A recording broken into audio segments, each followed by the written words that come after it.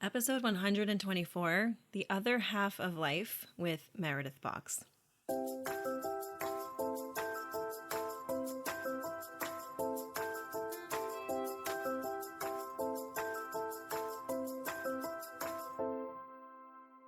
Welcome to the First Year Married podcast, where we get real about building the marriage of your dreams. I'm marriage coach Kayla Levin, and I take newly married and engaged women from anxious and insecure to confident and connected through practical tips, real-life inspiration, and more than a little self-awareness along the way. Hi, my friends. Welcome back. I'm so excited to bring you an interview this week. This might be a one or a two-part. We'll see. This was a really, really great conversation, but it kind of has a funny story. First of all, I'm really sorry if I'm like super stuffy. I'm getting over a cold, so you'll just have to forgive my voice right now. But okay, back to Meredith. So we did this interview over a year ago, and then my computer crashed, and it took me forever to get the interview back up.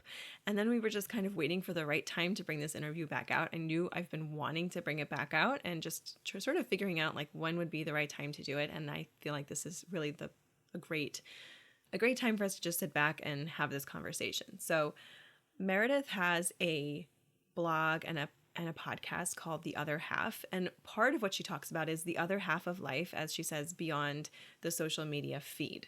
Okay, so kind of what our tech use is doing for us, how it's affecting us, other ways of looking at it without necessarily being very black and white.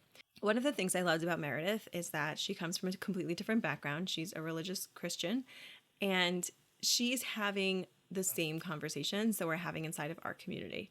I mean, those of you who are Jewish like me, right? And so it was just really amazing to see how, and not terribly surprising, but I felt like it was very refreshing for me to have this conversation, to hear how other people are looking at it, kind of the ways that she's setting it up for herself to be successful. So I think you're going to get a lot out of this. My primary intention for this episode is just to get the wheels turning for you, right? If we say something and you like don't like it, that's great because it means you're going to come up with ideas that are going to work for you and fit for you. But getting the conversation going in your head, getting the conversation going with your husband, right? Even with your friends, and helping you to kind of get clarity on like where you want to be, what your goals are, and how you can use technology to either help you along the way towards those goals, or if there's things that technology is keeping you from some of those goals and where you might want to sort of create some boundaries for yourself. So I hope you enjoyed this interview as much as I did. Here you go, Meredith Boggs. Meredith Boggs, thank you so much for coming onto the First Year Married podcast today. Thanks for having me. I'm so excited to be here. Yes. So we connected over our shared passion of discussing social media, and you have a whole entire blog and business. I would love to hear more, and if you could just share with our audience about what you do, what you offer, and how that ties into the conversation of social media. Yeah, well, a little bit about me. I'm Meredith. I am a Nashville born and raised girl. I am actually a nurse by trade. I graduated nursing school and worked critical care, ICU, transport, work as a sexual assault nurse examiner, and have always done that. But I have always written as well. My dad was a songwriter, so grew up in a world that it was like, just writing was just something that was always part of me from the beginning. And when I was in college, I started a blog, and it was more just kind of a way to process my thoughts and post some things here and there. But really about 5 years ago, I was like, okay, I'm going to do this thing for real. I wanted to write. I've got several book ideas, and that was kind of like the long-term goal. So I was like, all right, I'm going to do this blog thing. I'm going to, get off Tumblr and actually get me a WordPress site. And so for the last 5 years, I have been blogging and speaking, and started a podcast a couple years back. And it's really been a way to so the premise of my blog is called The Other Half. It's the other half of life that doesn't make the highlight reel. So it's kind of the premise of there's this entire half of our lives that we never post about on social media. It's not curated. It's not the loveliest, the prettiest parts. And so we're definitely not posting that on Instagram. We don't really share that, but I think we can get really caught in this mindless scroll and then find ourselves not only feeling disconnected and lonely and like we don't fit in, kind of like we don't measure up, but we feel like everything that we see is somehow everyone else's real life, and we forget that that's just the half that they're showing us on social media. So that's been a lot about it. I write a lot about marriage, a lot about relationships, personal growth, but that's kind of the heart and soul of it, is like, let's expose the other half of what is not really being talked about on our highlight reels on our feeds, and let's deep dive into that, because I think that's where truth is found. That's where you find that authentic connection with people. And that's where the real life is found. So that's kind of a 10,000-foot view of what I do. Love it. I love it. I mean, I'm probably a little bit older than you. I grew up before, I'm trying to remember if we even had cell phones at any point. Like, you know, I was in college when they were rolling out Facebook to different colleges, and it was like, Uh huh. in like an elite enough college, you got Facebook. Yeah. The idea Yes. of your mom Yes. being on Facebook was not like, Oh, yeah. we were Not the a generation that thing. was like, what is she doing here? Right. Yes. Love you, mom. But Yes. so the main thing that I always think is like, when you talk about authenticity, like growing up and having the space to be kind of awkward and make Mm-hmm. mistakes and blundering and all of that, and especially as teens and kids are getting into social media, I'm thinking like, I would have crumpled under the pressure Oh to my be gosh. polished at Yeah. that age. Like, I did not understand polished at that age. So I wonder, like, do Oh you yeah. feel like, I love that. I wanted to definitely want to get back to this idea of sort of exposing the other half of it. But do you feel like having the highlight reel even be a part of our life today is a stumbling block on its own to authenticity? I think it is, and I say this everywhere I speak and people that I talk to. I am not this like anti-social media, like, oh, delete your Instagram account, like never look at anything. Like, I am not that. I think it is so much a part of our life and our world, and especially for people. I mean, social media is a huge part of business these days, and so especially if you are in the entrepreneurial world, or if you run some kind of business that there's any online component, it's not realistic and reasonable to be like, oh, let's just ditch social media altogether. And I don't know that that's really the point, but I definitely do think that, I mean, I think its presence in our life is obviously going to create stumbling blocks that otherwise we wouldn't have. And kind of like you were saying, I think back to my growing up years. Facebook came around when I was in high school, and Instagram didn't come on scene until college. But even then, Instagram was like, it was not what it is now. I mean, you posted actual real life pictures that were no filters. There's Mhm. no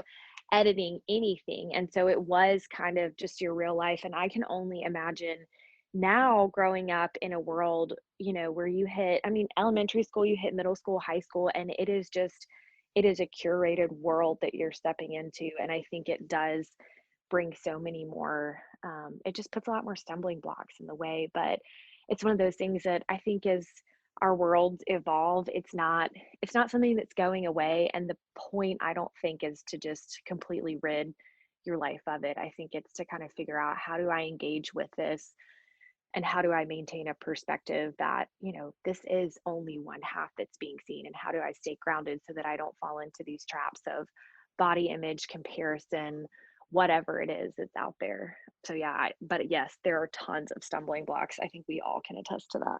Yeah. I mean, I think I don't know. I feel like, just warning for everyone listening, we got on, we were like, we're just going to totally schmooze it. Like, take it Yes. where it goes.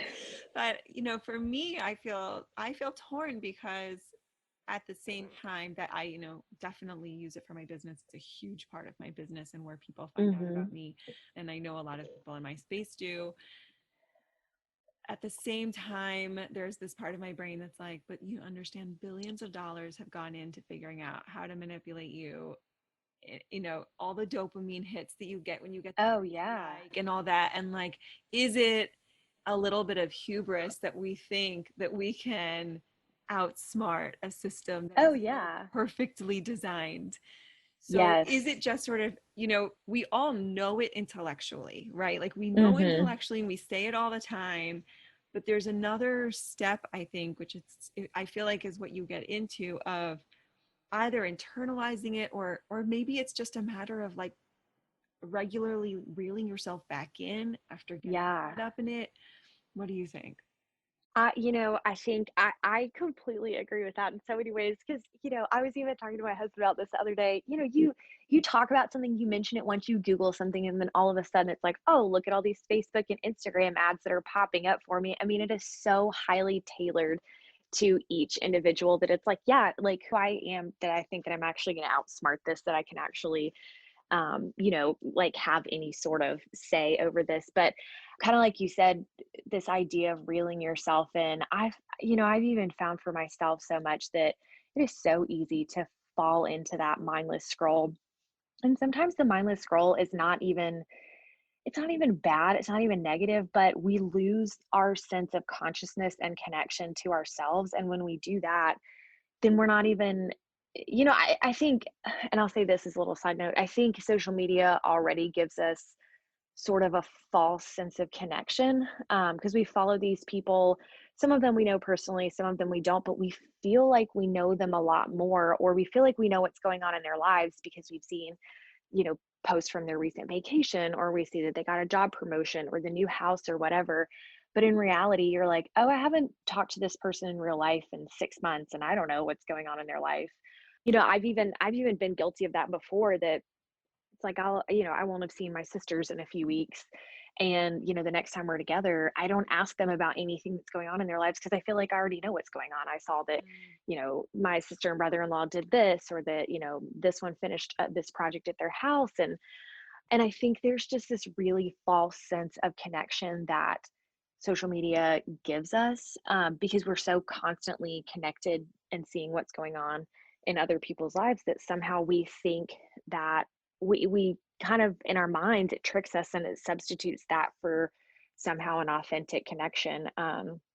But yeah, I mean, I do think, you know, it's one of those things that you have to bring a mindfulness to it. Talking about that mindless scroll that's easy to fall into, you can totally fall into it, and it's not, you're not necessarily like careening into a ditch in your mind, but you're also not really being cognizant as you're doing it. And it's like, if you want to live conscious and alive and awake to your own life and to other people's, and it's like, how do we stop that, and how do we get out of it? And two, for when we are careening off the side of a mountain and get into a huge ditch and comparing ourselves and our lives and our career and our status and our home and our body and our husband and our children and everything, it's like that's a huge place where it's like, okay, how do I stop myself? How do I reel myself back in and reground myself in truth and in the real life that's happening right now? And, this is a conversation that I am so passionate about having. It's one of those things that it's like, I feel like this has been a huge piece of work for me personally. And it's something that will be ongoing for as long as social media is in existence, which is also kind of why I said, like, I'm not an advocate of like, oh, delete all your social media channels, but how do you engage this in a way? How do you stop that scroll? How do you reground yourself so that you can engage with yourself and engage in others with meaningful ways? And I think some of that simply, I don't think it's some hard, complicated, huge, multi-step process. I think a lot of it's really simple. It's bringing a cognizance to what you're consuming online and the state of mind that you're in when you're consuming it, and where you go. So, for me, I'll find myself, I did this yesterday. I worked a night shift the day before, slept for a few hours, woke up, and I was just tired. I was getting things done around my house, responding to some emails. But then I found myself mid-afternoon procrastinating on some projects I needed to finish up, and just opened up Instagram. And I didn't ever like really, I didn't, go careening off the side of the mountain, like comparing my life to other people and thinking, oh, I'm so much less than. But I just realized I've been sitting there for 20 minutes and I don't even know what I was looking at, don't even really know what I was reading. And I was like, okay, I need to stop. I need to get out of this. And so, some of that I think is just as simple as put your phone down and put it out of reach. Cause I think they're always so close and so accessible that there's something about putting your phone down and walking away into another room that helps you physically reset and get you out of that state of mindlessness. One of my things that I've started doing regularly now, especially at night when my husband and I are home together, is I will treat my phone like like a home phone back in the day that actually had a cord so you couldn't walk around the whole house and do whatever. And I'll go put my phone on the charger, and I don't take it off and carry it around with me. It stays there.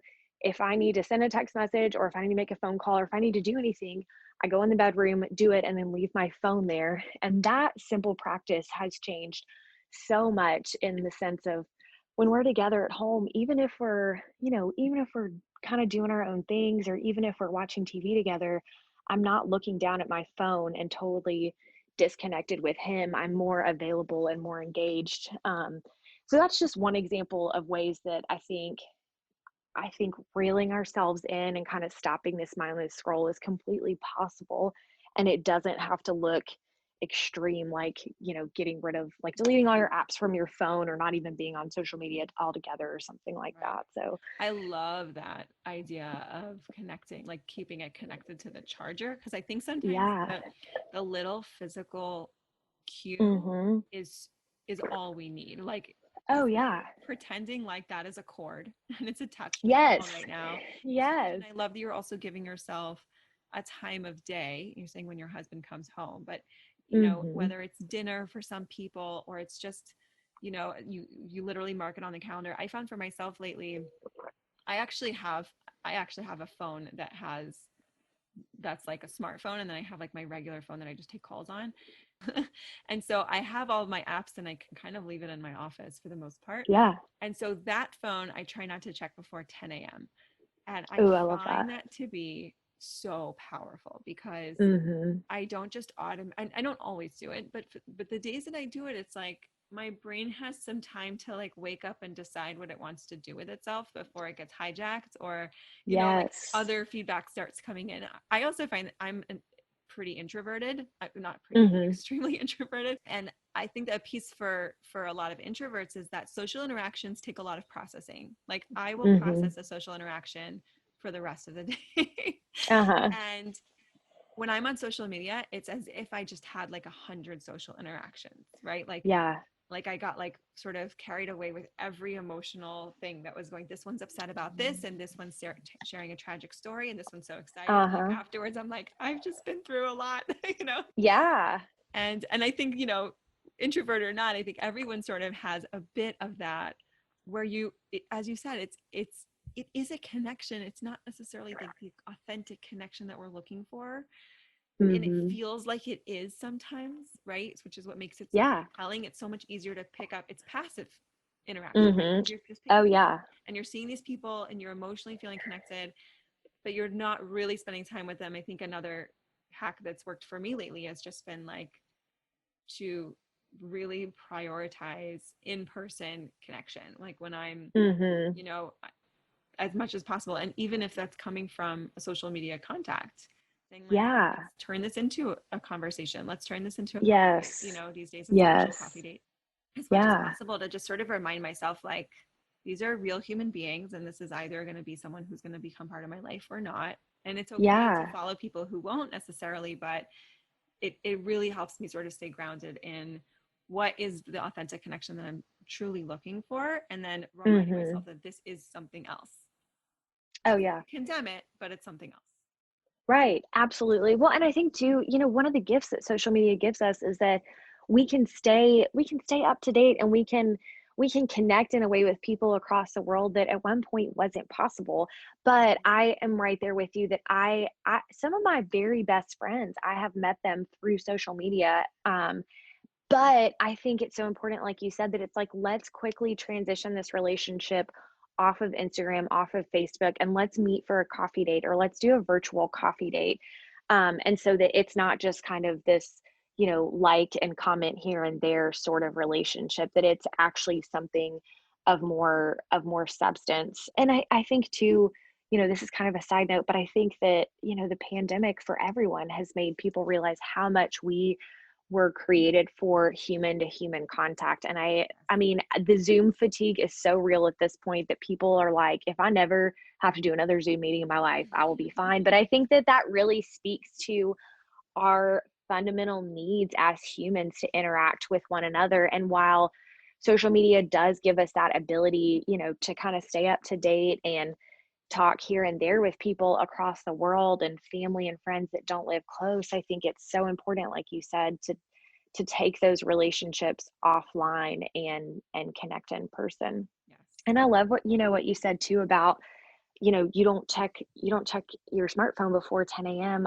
For me, that is a huge thing that I'll have seasons where I'll do really well and others that I totally fall off the wagon, and I'm like on my phone way early in the morning. But that's something too that I realized in the seasons that I wake up in the morning, turn my alarm off, and don't even look at my phone until I've had my coffee, until I've journaled, have my quiet time. It totally reshapes my entire day, and it really gives you a chance to ground yourself in gratitude, and in silence and in peace, and really sets the trajectory for your day, because it is one of those things that we have conditioned ourselves that every time we pick up our phone, we click open our email app, or we click open Facebook or Instagram or something like that. And it becomes so mindless that if we can give ourselves that margin time in the morning before, our feet ever hit the floor, where we're not laying in bed scrolling, where we're just, it's quiet, maybe we're thinking, praying, setting an intention for the day, being grateful for what we have, looking forward to what's to come. I think it totally reshapes, our minds and our hearts in ways that are really powerful. So I love that. I might need to stretch mine out and start doing 10 a.m. That sounds like it would be a discipline, but a really good one. Yeah, you'll let us know. Okay, my friends, thank you so, so much for being here, for listening to this interview. I would love to hear from you if you are on social media, which is an ironic ending to this podcast episode. Please tag me, tell me what you are thinking. I really want to hear, like, kind of maybe some of the things that you set up for yourself, ways that you're dealing with technology. I would love to hear that. If you're not on social media, then email me. Love to hear from you over there as well, Kayla@firstyearmarried.com. Okay, my friends, that was part 1 of this episode. Stay tuned. Next week, we'll bring you part 2, and I will give you an intro with a voice and less stuffy nose. All right, guys, have an amazing week. See you back here next week. Bye-bye.